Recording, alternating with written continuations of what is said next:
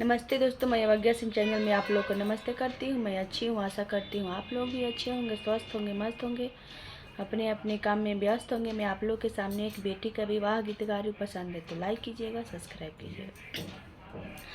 गलियानी गलियानी घूमे आहिरिनिया हो, गलियानी गलियानी घूमे आहिरिनिया हो। अरे केली दहिया हमारे रे लाला नवा, अरे केली दहिया हमारे रे लाला नवा। अपना महलिया में से बोला ले कौन पापा, अपना महलिया में से बोला ले कौन चचा। अरे हाँ ले हब दहिया तोहार रे लाला नवा, अरे हाँ मिले हब दहिया तोहार रे लाला नवा।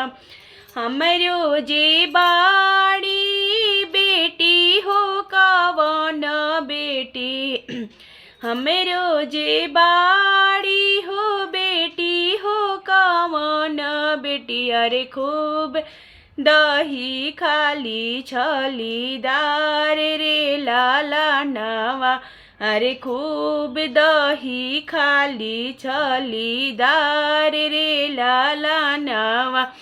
अरे दहिया जे खाली छलीदार रे लाला नवा।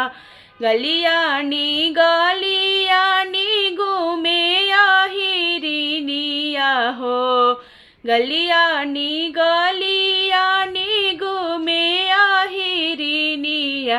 अरे केली दहिया हमारे रे लाला नवा, अरे केली दहिया हमारे रे लाला नवा।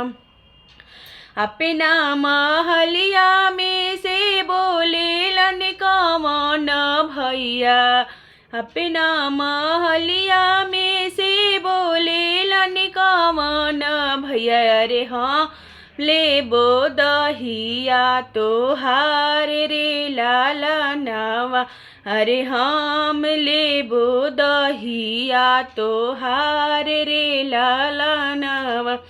हमरो जे बाड़ी बहिनी हो कवन बहिनी, हमरो जे बाड़ी हो बहिनी हो कवन बहिनी। अरे खूब दही खाली छलीदार रे लाला नवा, अरे खूब दही खाली छलीदार रे लाला नवा।